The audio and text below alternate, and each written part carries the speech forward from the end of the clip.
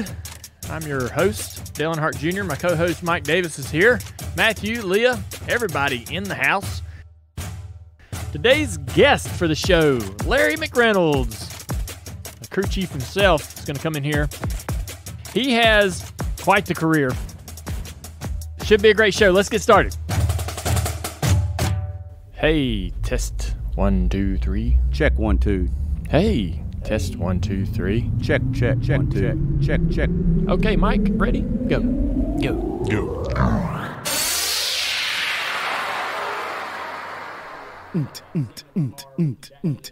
Yeah. This is cool. Yeah. I'm thinking of an idea. Yeah. It's the jam. Yeah. Okay.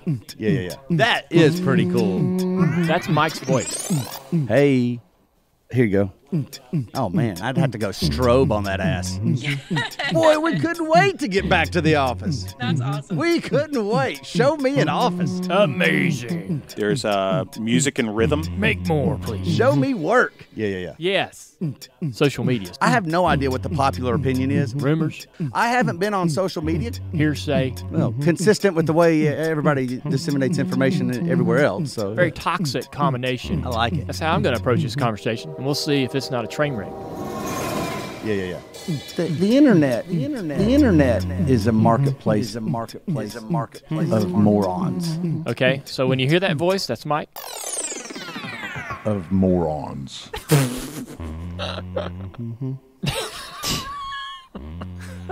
There you go.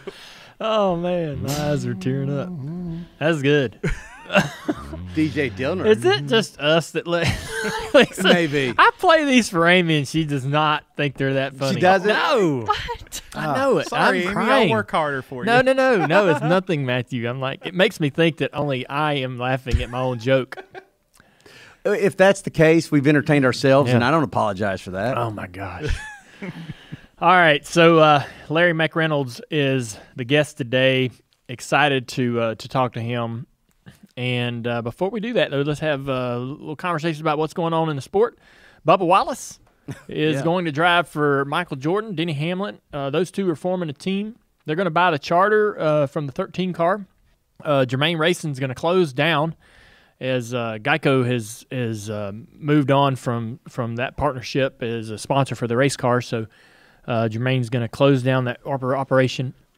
They're going to sell their charter to this new team that Michael Jordan and Denny Hamlin are forming. More details to come. We don't know anything about manufacturer or any of those, but you can assume, it's Denny drives a Toyota, so it's probably going to be a Toyota. But it's a great opportunity, I think, for Bubba Wallace. I think, it'll be a situation where everybody will need to have patience. Anytime you start a brand new team, there's a lot of things that have to get off the ground, and it could be a while before the team realizes its potential. And if I think everybody remains patient in that regard when it comes to Bubba and everybody involved, I think it could be a great deal. I like the idea that Hamlin's a part of it. Yeah, were you surprised when the news came out? I'd heard some rumors that Denny Hamlin had been in conversations with Jordan about acquiring a charter.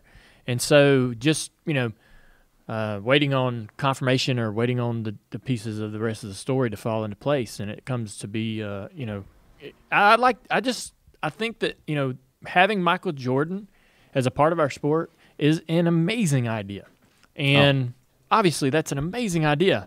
But the fact that he will have Denny in his corner and helping, sort of navigate the growing pains of an organization, I think Denny knows well enough what it's going to take for that team to be competitive and where they may need to focus. Their initiatives early on.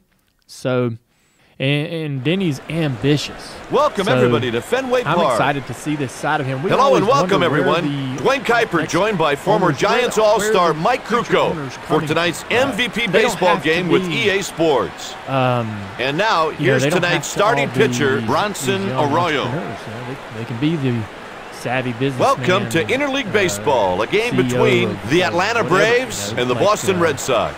Like Michael Jordan. Or Here's they the can be game's these first batter, drivers Rafael or Furcal. veteran drivers sort of phasing out that part of their career in the ownership. Just think, we were talking about Spire the other week. You have both sides of it there, just what you said there. Yeah, so I'm excited about seeing what this team can accomplish and what it can become. It's a liner the Ross other way. Chastain to the 42 car. I'm excited about that, and I think everybody's kind of been waiting on this to happen. Ross has had a relationship with Ganassi for a couple years. He was supposed to go into the Xfinity car. The sponsorship fell apart, to say the least. And it's delayed his progression, but he's had a great place with Colleague to continue to hone his skills. He's had an amazing season that continues in the Xfinity Series this year, and I think that he's done enough to warrant this opportunity. Be excited to see what he can accomplish in that car next year. I think that the opportunity he had in the 6 car to fill in for Newman, that was a bit underwhelming. I don't know why that didn't go better for Ross, or why there wasn't any kind of a flash of potential to be seen in that short period of time to be in that Cup car. But yeah, I guess I can just choose to ignore tiny part of his career and hope for the best going in this 42 car. He's obviously a talented driver. I mean, you watch him drive that Colleague car out of control, loose all the time, and wheeling it up into the top 5, up into the top 3, and the top 2. He hasn't yet to win this year, but he's came very, very close. I think he's got like 16 second-place stage finishes. It's something crazy like that. So he's an obvious talent. Yeah, all the dominoes are kind of starting to fall for the silly season. There's so many names of drivers that don't have deals, right? You got Corey LaJoie, Eric Jones, Ty Dillon, Daniel Suarez. You still got what the 48 car is going to do, who they're going to put in. Kyle Larson, is he coming back? Right. There's a lot going on. Yeah. So. Did it feel like, though, that the Bubba Wallace piece was the first like it became clear about maybe a month ago that, well, at least when Bubba said he was leaving RPM. Yeah, who goes to RPM? Right, yeah, who goes to RPM. But it seemed like that was going to be the first thing to see what would happen. And now that's happened, I'd expect a lot more to kind of – well, then let me ask you this. To drive for Michael Jordan, for what we know about Michael Jordan, after especially watching that documentary, where he's sort of like this win-at-all-cost mentality. That's got him that got him the success he has. Like, would that be intimidating to drive for Michael Jordan, especially for a new team? You talk about Denny managing the expectations from a race. That's great. That's also going to be necessary almost. I don't think Michael Jordan extends these moments of grace because of a new team. He seems like he don't care. He wants to win. Well, I'm sure, but he'll be realistic about it. I don't know Michael Jordan. Obviously, Denny Hamlin knows him very well. They are very close friends. I'm sure that Denny's going to bring Bubba into those conversations, and Bubba will find some you can't help but be in awe of being around the greatest basketball player to ever play the game. And there will be some pressure to deliver what Michael Jordan wants to accomplish in the sport as an owner. But I believe that Bubba will feel very comfortable right at home once they get to know each other a little bit better. I don't sense Bubba feeling more pressure than he's probably felt this year. He's on his own level for sure. So I think if anything, this relieves a little bit of pressure for Bubba because he's been in a situation that's definitely just from a performance standpoint where he's been. The cars he's been driving, the opportunities that have came and went. From way back in his Truck Series days to the Roush deal at Xfinity and then his Cup opportunities, he has been clawing. Yes, he has. So this is sort of like opening up the present on Christmas morning. It was a good point, actually, on Door Bumper Clear because Ryan McGee was on it. And he says, people that are going to sit there and say that Bubba hasn't earned or hasn't done and performed well enough in that car, they don't understand how long it's been since that car was actually relevant on the racetrack. And he says, you got to go all the way back to probably Bobby Hamilton. So, the performance Bubba's had this year has earned him this opportunity. I don't think it's And trust me, I fell victim to what we all don't like to on social media last night, and I came out a hater. Because it's like, a little bit. Because it's like, somebody was saying he doesn't deserve the opportunities he's gotten in Cup because he hasn't won an Xfinity. I'm like, hello, Jimmy Johnson didn't win in damn Xfinity. And I'm like, that kid won on an intermediate. He won at Martinsville. He won at a dirt track. in trucks. Here's So the don't pitch. tell me he hasn't done anything. And that just kind of He's earned the right to get here. Now, he's if he earned the doesn't right, perform, and he if he won't doesn't be perform. right. But man, if you can't be happy for him or happy for this sport with Michael Jordan coming in it, God, this is just a great thing. Yeah, I'm not going to waste my time on Right. performance discussion, but Yeah. I like this opportunity. I like this. I'm excited about seeing where this goes. So if you're one of these Cup teams, we mentioned Richard Petty Motorsports. Who else is filling a vacancy? You know, you got the 48, Richard Petty Motorsports. What other opportunities are there? What other cars are open? Spire, second car, Right. Petty, 32, Suarez's ride. So the 32, Suarez, and Spire, I'm not going to put on the team. I'm not going to. They haven't had the performance to be in this conversation. So you're talking about the main level teams then. How's Stuart Haas? Do they got, I mean, Well, Stuart Haas' Boyer, Boyer deal isn't locked up right now. Boyer's not locked But up. I'm going to assume that I'm feeling pretty good about that. I am too. I'm feeling pretty good about that. If I'm one of these teams that wants to go compete and wants to check the box that the driver is ready to rock, I'm telling you, man, I'm tempted to actually go into the Xfinity pool and get a guy like Briscoe or Cindric, then go to the Cup pool. Drivers that are available in that. Except for like Corey LaJoie. Corey LaJoie to me is a guy that we just haven't been able to see him in the car that we can be able to go, okay, he deserves that. He deserves more. And I think we need to make sure we check that box. Corey LaJoie is a guy that I think would be interesting in a higher tier car. And I don't know. You know, I have a hard time.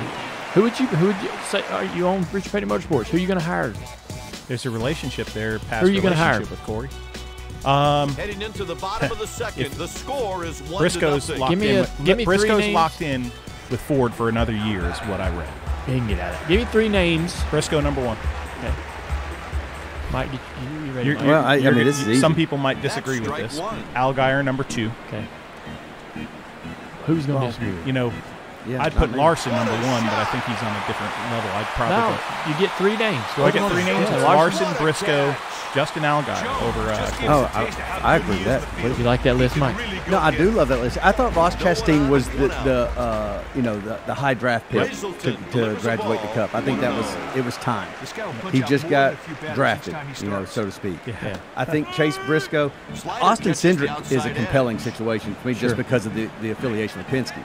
I'm really intrigued to see how that plays out, right, over the next year I or think two. he's in the right spot because he's really he's really developing. coming along. I mean, he's like, developing. Holy yeah, crap. he is. But man, I'm telling you, man, Allgaier is just solid. And are we biased? Maybe, but like, Well, that I also mean, goes to show you we think these guys are legit, man. To the point that they probably earn another shot at Cup. In his experience in Cup, There's nothing. that I feel like Allgaier is sort of like how you feel about Corey LaJoie. For sure. Yeah. Yeah, I would put Allgaier on the list as guys. If I was looking to fill a seat and I need a good, solid driver that's going to be there every single weekend, and I'm not trying to figure out whether this guy's got it or not, I mean, if you're a driver and you kind of went and raced for a top program and the results weren't there, you got to wait your turn and let these guys that haven't had that shot. I have to pick the other guy. I can't pick you. I saw what you could do. I think I saw what you could do. So I want to go back here and get this other guy, a Corey LaJoie. Oh, so you're saying like a Suarez or something? I'm trying to understand you, like a Suarez. And I don't want to name names. I Yeah, don't want to but- put anybody out there. Yeah, I got you. I don't want to run over anybody with the bus. But once those guys kind of go through that program, damn, it's almost like I'd rather see if Corey or Justin or Cindric or Briscoe, Gragson could probably get another year in Xfinity Series. 100%. Same with Cindric, in my opinion. Cindric, yeah, all them guys would benefit from another year for sure. But if you're trying to hire a guy right now I almost feel like you take a little flyer on one of those other guys that hasn't had that top tier opportunity to see if you can strike gold and create something pretty special. There's only a few drivers out there that'll get in a car and make it better, make the program better. There's only a few that have come through the series of the sport that can do that, and trying to find that guy. If you're a builder program, Richard Petty, the 32 car even, Spire, you got to have that driver that can raise the program. You don't want to hire a driver that's not going to improve the program. You don't want to hire a guy that's just going to climb in and drive, even if he's talented. Build a program, you got to have a driver that can lift you up. Right. Guys like, I would say Kurt Busch would be a great example of a driver that you can put him in a team, and that team gets better. Yes. I don't know what it is, but Kurt does. Yep. You've seen it. I don't know what it is, Right. but he made Furniture Row better when he got in that car. Phoenix Ran better, even though the meltdowns were incredible. But he made the one car better. Yes. When he got in it, he just has that ability. Whatever it is. I thought Matt DiBenedetto possessed that as well. Now I'm starting to wonder where the performance is out of the 21 car this year. With Matt, I expected some blasts, some moments of, aha, there it is. This is what we thought Matt could do. And it's kind of not really all been there this year. But I still feel like he's a guy that can elevate your team. If you want to hire a driver and your team just gets better. Mm-hmm. 95% of the drivers don't do that to teams. Now, even the talented ones, they get in there and they'll run as good as the car can run, but do they make the team better? The whole group, it's hard to explain. It's hard to explain, but having lived through the Keselowski experience the way we did, I know exactly what you mean, because Brad Keselowski was something. That's something they'll notice, and these owners notice these things that we usually don't, and that's it. He's making that car, or that truck in his case, finish better than what it's supposed to be finishing. Because you guys had a really then when talented he came here, driver, with Huffman, but man, when Keselowski came here, we were idling along there and tearing up some stuff, and then Keselowski came, who optically looked like a disaster because he's wearing his knee-high socks, his braces, got food from yesterday stuck in them, and his sweatpants. But by God, when he won POPSO, Tony Eury Sr. ain't gonna play along with these guys if they're not legit. He was a wheelman. Well, lots going on in the sport in the next couple weeks. It's going to be pretty busy. A lot more dominoes falling. It'll be interesting. Hopefully there's an intriguing as what we've learned already. When's the last time you got rewarded for brushing your teeth? Other than just having a beautiful smile. When's the last time you rewarded somebody else around you for brushing your teeth? That's a better question. That's why I brush. Right. I brush for you, Mike. Thank you. I'm rewarding you. Yeah, I appreciate it. When are you going to finally appreciate it? No, I always have appreciated it. Well, you never say anything. I thought it was understood. Maybe it's not. With Quip's new smart electric toothbrush, Good Habits can earn you great perks like free products, gift cards, and more. Okay, they weren't talking about just appreciation. Right.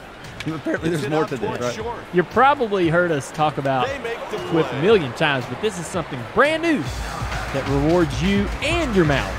The Quip Smart Brush for adults and kids connects to the Quip app with Bluetooth. Track when and how well you brush, get tips and coaching to improve your habits, earn points for daily brushing, and bonus points completed for challenges like streaks. Redeem for rewards like free products, gift cards, and discounts from Quip and partners.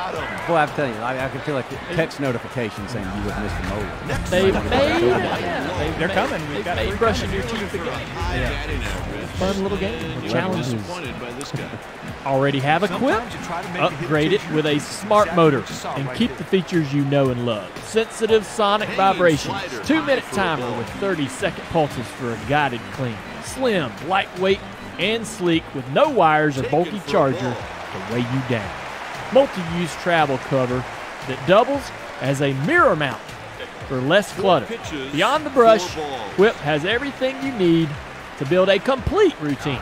Mint or watermelon toothpaste with anti-cavity ingredients for strong, healthy teeth. floss that expands to clean and comes in refillable dispensers to reduce waste. The Refresh Bag to bring your good oral care habits everywhere you go. Refresh Bag. Start getting rewards for brushing your teeth today. Go to getquip.com/Dale Jr. right now to get your first refill free. That's your first refill free at getquip.com/Dale Jr. GETQUIP.com/Dale Jr. Quip. Better oral health, made simple and rewarding. With enthusiasm. Swings and misses. All right. I think we should bring Larry Mack into the studio, guys. Let's do this. Ground ball to the right side. Come on, Larry Mack. Covering third. Oh, look at him. Hey, Larry. Come on in, my man. Did it for you. After 3 innings, the score I've got my is Alabama 2-0. mask out in the truck, so. We're told that we're a real intimidating bunch around here, so I just wanted to put you at ease. I don't think he has the best stuff out there on the mountain. You've got me right at home right there. Yeah, I know I would. Do you remember you and I seeing each other out in Pasadena at the Rose Bowl. Yeah. Yeah. What a memory. Yeah, well, the reason I remember it is because my wife thought I was silly for wanting to go in basically right at the time the gates open. I was so excited for that game. And she's like, you're going to be the first person in the stadium. Well, I wasn't. Larry Mack was there before I was. I want to see him when the bus arrives. That's right. The Texas Longhorns, they got another meaning of what Roll Tide means that night. Yeah. They did. That was a good time. So, Larry, it's awesome to have you on the show.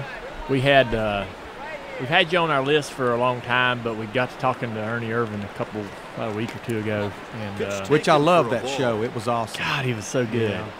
and it really upped the urgency, I guess, to talk to you. Well, I'm very flattered to be here. I watch it all the time and enjoy every episode. I mean, the people you've had on here, it's been amazing. It's been probably the most enjoyable thing I've ever done in the sport, just to be able, because I love the history and man, you think you know these guys until you get them in here on the table and you hear some of the details of some of their stories and some of the things they've had going on in their lives, and it blows you away and it takes you right back there.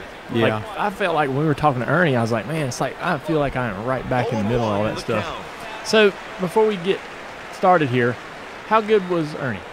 What do you think he could have accomplished? You know, I worked with some great race car drivers. I worked with your dad, Davey Allison, Ricky Rudd, Dale Jarrett. But I think as far as just absolute natural ability, I don't know if I worked with anybody quite as good as Ernie Irvan, especially before that wreck at Michigan in August. And even when he came back, I still think he was better than about 75% of them. I tried to tell him that. Yeah. That was what's amazing about him. And when I realized how good he was, Dale, was we were at Loudon. We had sat on the pole, and we had led that thing two-thirds of the race. And this is just after we first started going up there, like 1994. And all of a sudden, we were leading, had a good lead. Stopwatch fell off, and I let him run about 4 or 5 laps. And about the time I was going to ask him, he said, Larry Mack, my groove's gone. I said, okay, just tell me what it's doing. He said, just hang on. About 5, 6, 7 laps later, all of a sudden that stopwatch started getting faster, and he came on radio and he said, Larry Mack, I done found me another groove. That's just how good he was. He didn't depend on the next pit stop making that car better. He wanted to make it better with what he was doing inside of that race car. Ooh, wow. Well, I thought he was awesome, and I told him. I mean, I was nervous about Davey when Davey started driving the 28 and winning, and he was getting more confidence in himself, and he was going to be a threat. Anybody that was going to be a threat to beating Daddy or winning races, if they were winning races, Daddy wasn't winning races. If they were winning championships, Dad wasn't winning championships. I wanted him to win everything. But man, when Ernie got in that car, I thought, okay, he's got as much thorough talent as Dad. He's got one of the best engine builders, best cars. This is going to be tough to beat. Well, and we were just roughly 13 months beyond losing Davey, and Ernie Irvan's exactly what that race team needed.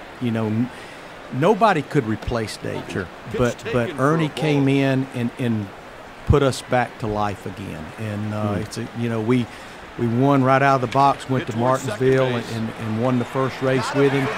And then a week later, I mean, I've been a part of winning some dominating races, but Charlotte in the fall of 93, we led 328 of 334 laps. The only laps we didn't lead were through the cycle of green flag pit stops. Yeah. And I spent most of the race trying to slow him down a little bit, but trying to slow Ernie down is like trying to get a dog not to bark. Yeah. It wasn't going to happen. Do you think, I mean, he used the word cocky a lot. Was he as cocky as he made himself out to be? And also, I'm curious if he said that he came back at 75%. And one of the things as far as reactions of people in the industry, especially those that work for him, wondered if 75% was being a little too gracious because he may not have been. What is your thoughts on both of those things?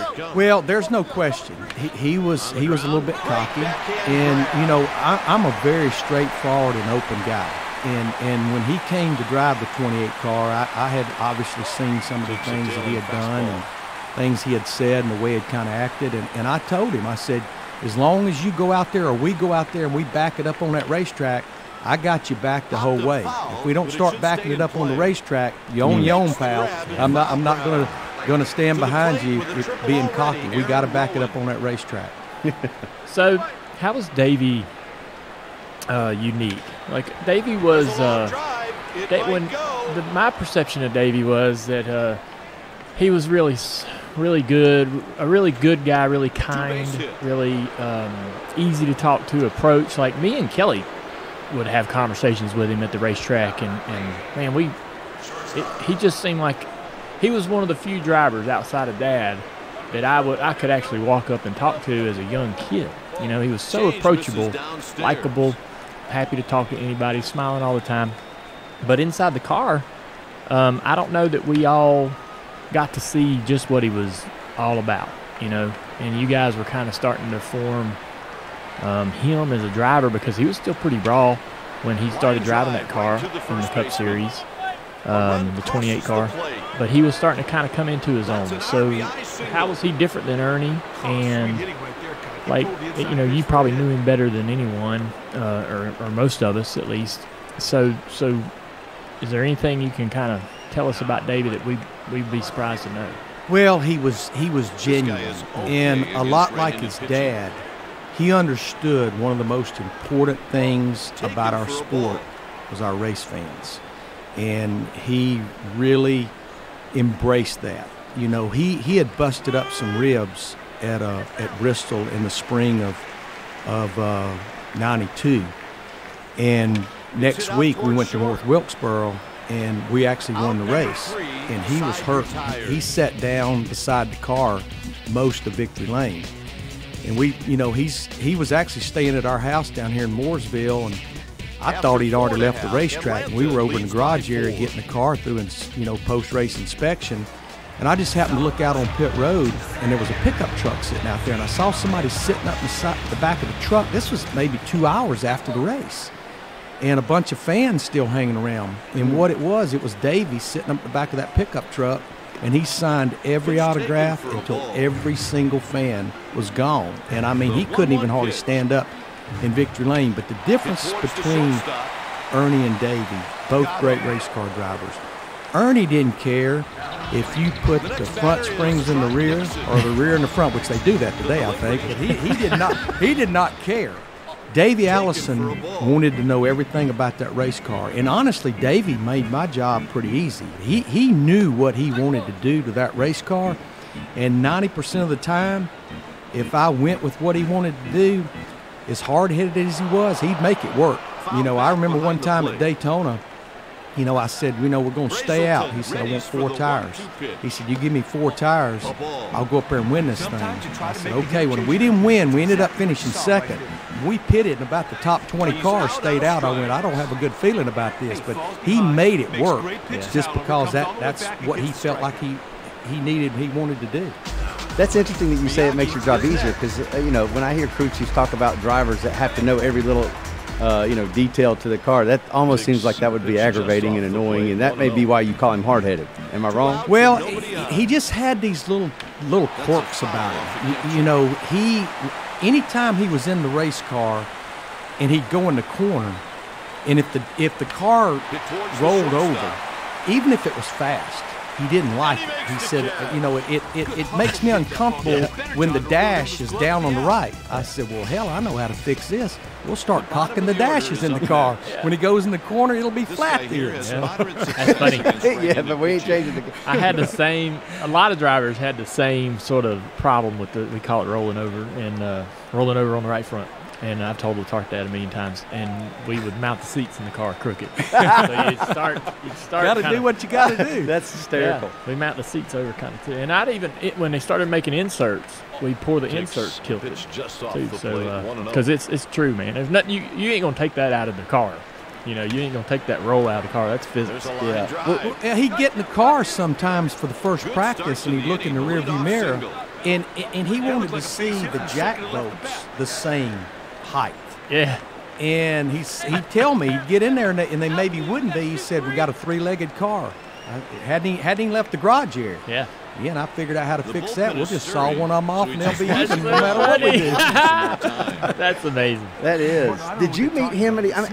My assumption is, since you're from Birmingham and he's from Hueytown, you would have known him all his life. Is that wrong or right? No, and that's where a lot of people linked him and I together is, he's from Hueytown. I'm from right there, not far from Hueytown. That's how we got hooked up. I mean, I don't know that I ever really had a conversation with Davey Allison when I was still living in Birmingham, because about the time in 1980 that I moved to the Carolinas to go to work in NASCAR, Davey was really just starting to get his late model program going.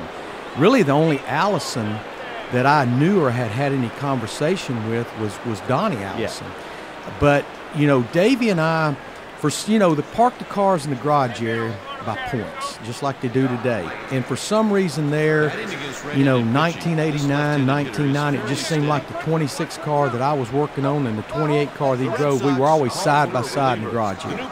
And him and I just started having conversation, and we really had a lot of things in common. And he started hammering on me. He actually started hammering on me in 1989. He says, Larry Mack, if you'll just come over here and help me get this thing halfway pointed in the right direction, we will wear them out. And when I finally made the decision to go over there, he didn't lie. I remember going back there in Robert Yates' engine shop when I heard the first engine on the dyno, and I went back there and looked at the numbers. I went, hell, I've been wasting my whole career chasing this mess. So let's talk about you. Your family didn't have much of a background in racing. So tell me how you stumbled into racing. What was your first experience? Yeah, I mean, I was an only child, and nothing really in my family. I think I had an uncle that did some dirt racing or something down around Birmingham back in the day. But my grandfather, my mom's dad, and my aunt, who was really more like a sister to me because she was only 10 years older than I was, their house was only about half a mile from BIR, the racetrack there in Birmingham. And every Friday night, the three of us would walk down and go to the Friday night races. And then my aunt, she ended up getting married, and her husband was a big race fan. The four of us would go every Friday night. My aunt was a little bit of a hot rodder. And so I was probably a 1975, 76. I mean, I just was barely in high school, maybe a sophomore. They started this brand new division there called a street stock hobby division. It was a one-page rules. You took the windows out, you took the seats out, you put a few roll bars in it, put the gas tank up in the trunk, put a number on it, boom, you got a race car. The first night, they only had 2 cars. But when they raced, my aunt looked over at my uncle and said, I believe I could do that. Well, he was a mechanic. He said, well, I tell you what, you go out and find you some sponsors, and we'll build you a race car. Well, she called his bluff, I'm sure being a female in a male sport, and she went out and rounded up more sponsors around Birmingham than we almost could put on the car. And so my racing career started there, right there in the basement of their house, building her little street stock late model. And at that point, I didn't know a 3/4 inch from a 3/4 boat. Right. A windshield from a wheel. So, but that's how my racing career got going. And so, what you spend the next several years around the racetrack there in Birmingham? I did. You know, as you both know, racing is like a disease. It gets in your bloodstream, and there's no getting it out. And you know, there was not a lot of success with her racing venture, a lot just because of lack of funding. And so I actually was working my senior year in a junkyard there in Birmingham. I'd go to school from 8 to 12, go out there and work in the junkyard, and then go work on race cars at night. And the junkyard that I worked for was sponsoring a local late model car. The owner was a guy by the name of Bobby Ray Jones, really a pretty renowned chassis builder around the Birmingham area. And so I went one night with the owner of the junkyard, Charles Finley, to Nashville where the car was going to race. And I just kind of jumped in and started helping him on the car. And Bobby Ray, the owner, at the end of the night, he said, if you ever get tired of working on your aunt's car, you come out here and start helping us. Well, that's all I needed to hear. Yeah. So I started working on that car, and I worked on those cars for the next 3 years with a guy by the name of Richard Orton, Dave Mater III, and then eventually Mike Alexander drove it the last couple of years that I was working there. At Nashville. Well, he was from Nashville, but we were keeping his cars. Because I know Mike ran Nashville. He So did. would go to And you Birmingham know, races? what we would do, he did a deal with Bobby Ray Jones where they combined their equipment and we kept them in the Birmingham area. And we would always run Birmingham on Friday night.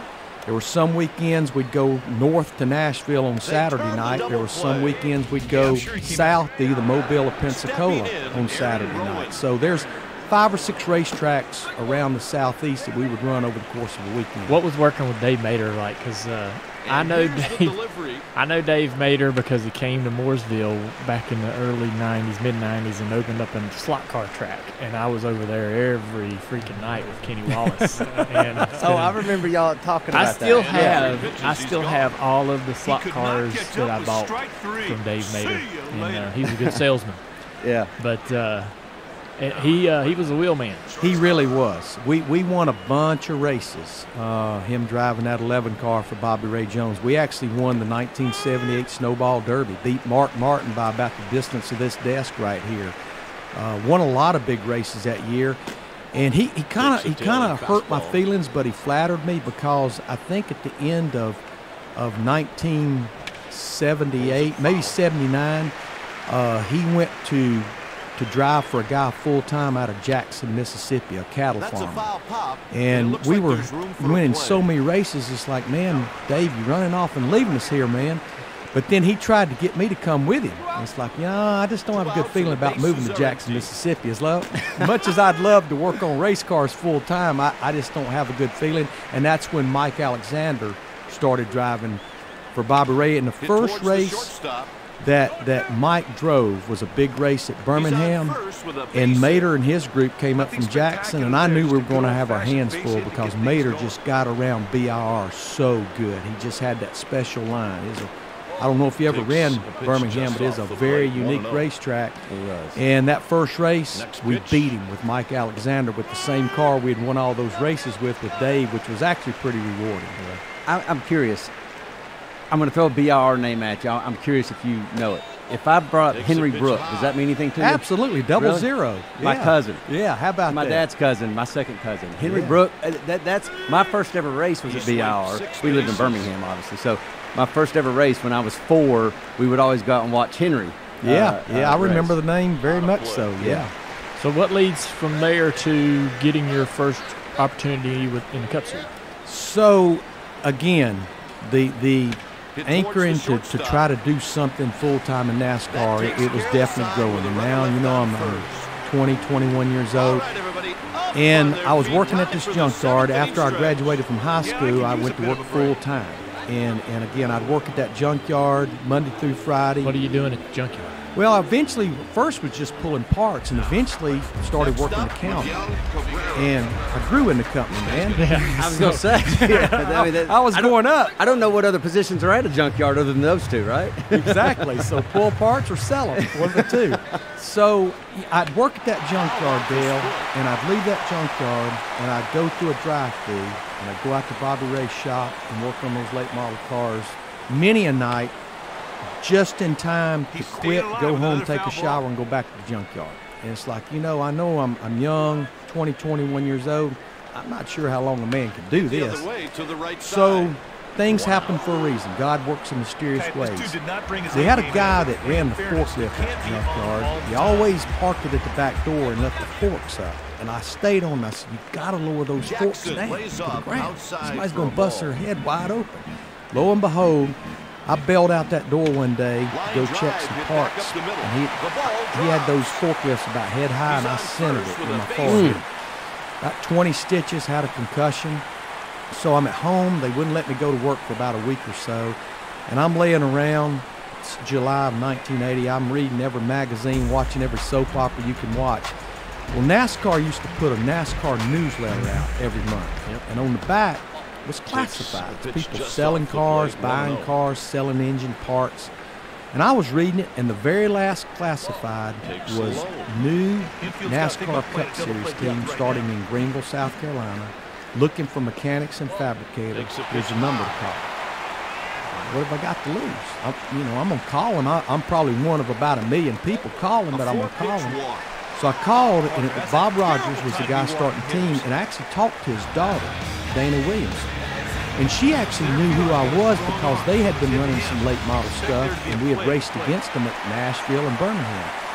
And I, told her I was calling about that, and we chatted for 5 or 10 minutes, and she said, I'll get back to you. Of course, nobody had cell phones, so I came home one afternoon from the junkyard. My mom said, Larry, a lady from Greenville, South Carolina called you today, and here's her number, wants you to call. And I couldn't dial that phone quick enough. And she said, we're coming to Birmingham on Labor Day to run this big late model race. We want you to go back to Greenville with us. We're still going to run 2 or 3 cup races this year to prepare for the full season in 81. So I worked on Mike Alexander's late model car all week long, getting it ready for that race. They drove through the gate. I left that car and went over there and started working on their car. It's the only time that a car I wasn't working on. I was actually pulling for another car to win the race, and Mike actually won the race that night. So I go back to Greenville, and it was a little bit of a trial deal. And, they said, you come work for us a couple of months. We'll see if we like you, if you like us. And after about 2 weeks, what was your responsibility? Just a mechanic. Who was the crew chief?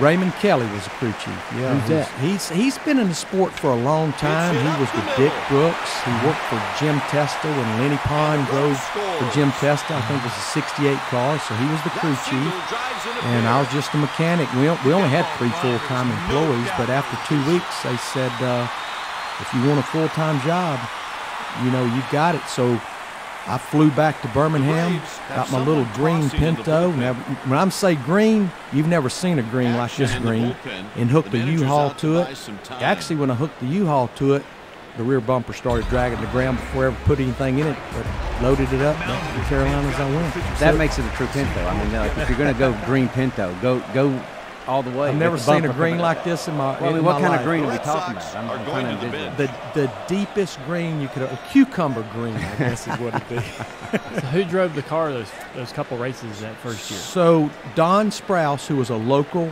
racer, him and Bob Rogers. Bob was a guy that owned some body shops and some car leasing companies around Greenville. They were best friends, and they wanted to do this deal together. And we went and ran Martinsville and blew a right front tire and hit the wall, and that was the only car they had. So they just decided to abort the rest of 1980 because 80 to 81 was the transitions from the big cars to the small cars. And we started the 81 season, and that's when the first race of the year was Riverside. And the 3 of us. Y'all went all the way out there? Oh, yeah, 3 of us in the cab of that hauler.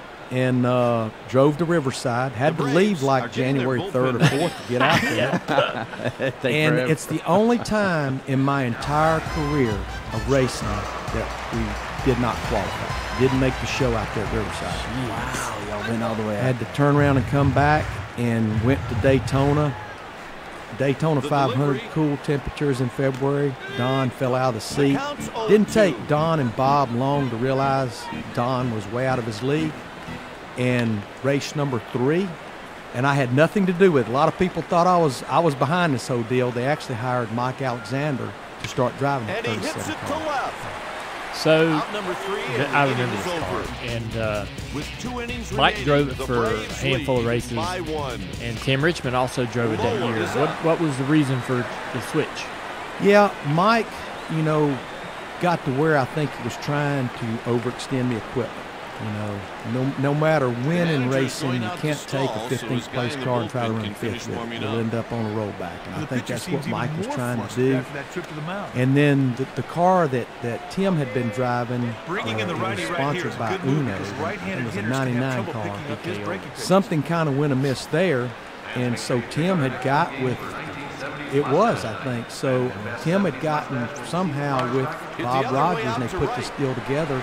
And Tim drove the 37 the last 8 or 10 races, and we were that close to winning the fall Charlotte race.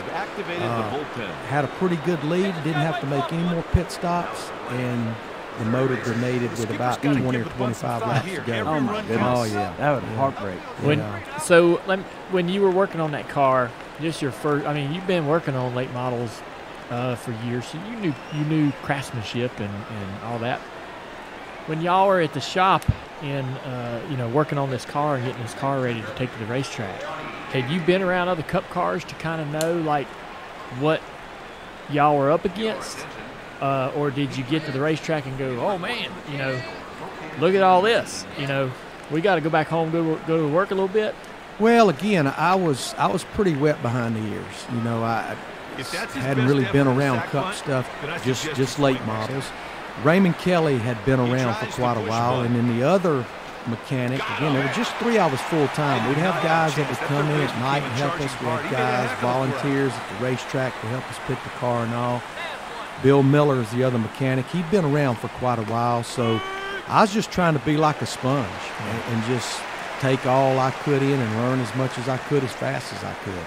I was me and some friends thought I had a buddy of mine that wanted to race, and I thought, okay, we'll build a street stock. That'll be fun. We'll build a street stock for you. It's right here in the shop. We got nothing better to do.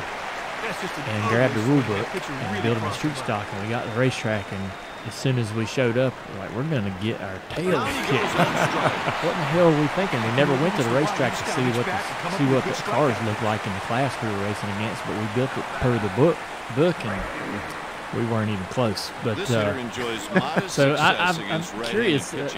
Teams at one point all the teams ended up being here. There were a couple satellite teams, and everybody's going to talk about Furniture Row and different teams like that. Even heck, RCR was a satellite team up in Welcome. That was a long ways away at one point. But you guys were down in Spartanburg. This is early '80s. So team, Bud Moore was in South Carolina. Teams were spread out back then. So when you showed up to the racetrack, did you kind of get overwhelmed with like how much more knowledge some of those guys? There's like Bobby. If you look at Bobby Allison's car across the garage, you're like, oh man, we got a lot more out of this thing. We can. Yeah, there's no question as far as we were behind on everything. We were behind on aero. What was aero back then? I don't know that we knew what aero was. I did not go through a wind tunnel, Dale, probably till 1986 was my first time to go to the wind tunnel up in Detroit when we started King Racing. So, I didn't know anything about aero. All we worked on was mechanical grip. It didn't matter if we were at Martinsville or Daytona. Just let's get these 4 tires to stick to this racetrack and see if we can make this thing handle. But the thing about it back then, Dale, and this is, about the time your dad started running full-time Cup, 80, 81, right in that area. you know, you could go to a racetrack, and I was looking back through some records the other day, you know, several races with Mike Alexander. We had top 10 finishes, 8 laps, 10 laps, 5 laps, still finishing the top 10. People say they want racing the way it used to be. You really don't. It really wasn't that good back then. Yeah. Competition, there was a big gap between, you know, just even the top 10 or 12 teams. Yeah. What did you see working with Ken Richmond those few races about his potential? Could you see it? I mean, he was. Oh, yeah. The biggest thing I realized is his ability to drive a race car far exceeded our equipment. We went to Riverside, which again, Riverside also was the final race of the year in 1981, and he came down the front stretch one time hanging the gear shift lever out the window. He done ripped it out of the transmission. So it's like, well, what are we going to do here? So we came to pit road and gave him a pair of vice grips and clipped some vice grips on it. And he says, put it in third gear. I'll take care of it. And the next lap, he came down that long back straightaway, and you could hear it on the rev limiter all the way down. It's like, no, we're going to put this thing in high gear. This thing's not going to make it. Holy crap, I've never heard this. That's amazing. Yeah. It's like he said the gear shift just came off, guys, and he came down the front stretch driving one-handed and hanging it out the left side window. That is incredible. Gosh, he was a wild man. The talent, holy smoke. Unbelievable.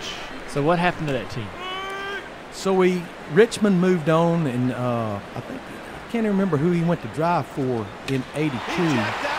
So Bob was still going to keep Keeneman on track for '82, and going to do a little bit of a hodgepodge of drivers. Has Tom Sneva, the IndyCar driver that was going to come in and brought some Simon Eye sponsorship. And that was only going to be a few races, and I don't know how they put these deals together, but Neil Bonnet was driving for the Wood Brothers, and the Wood Brothers would not run the full schedule, but Warner Hodgson wanted Neil to run the full schedule. So somehow they did a deal with Bob.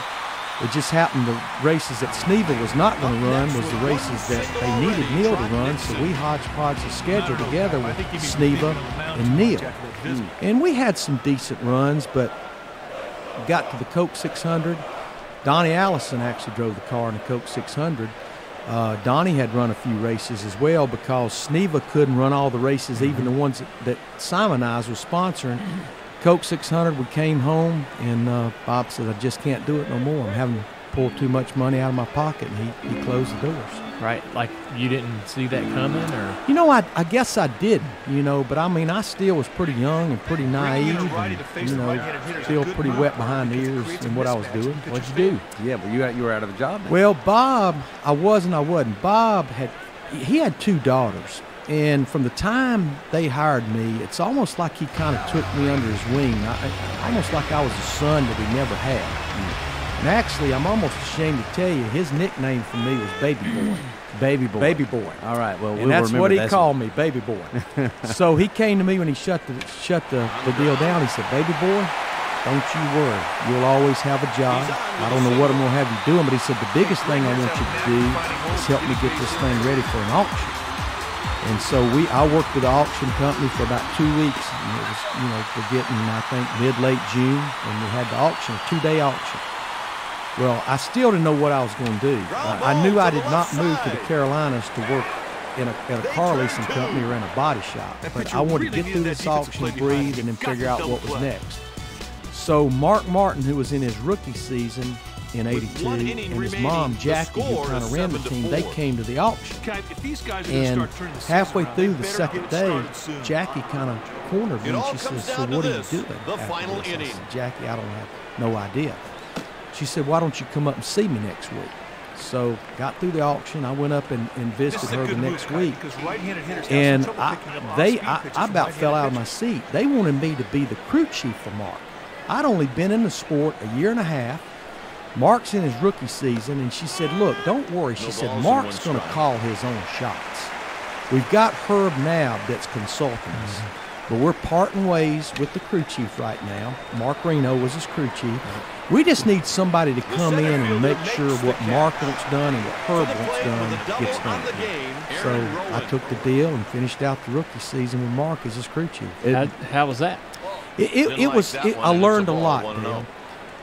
But I could tell, now I'm getting a little wiser and a little smarter. Yeah. I could tell as the season was closing out that the funding was getting shorter and shorter and shorter. And so Jackie came to me about 2 or 3 races from the end of the year, and she said, we're going to run the full season, but we're done at the end of the year. Just want to let you know. And I said, Jackie, look, Riverside's the last race of the year. Why don't we just lease Mark a ride and not have the expense of taking our program out there?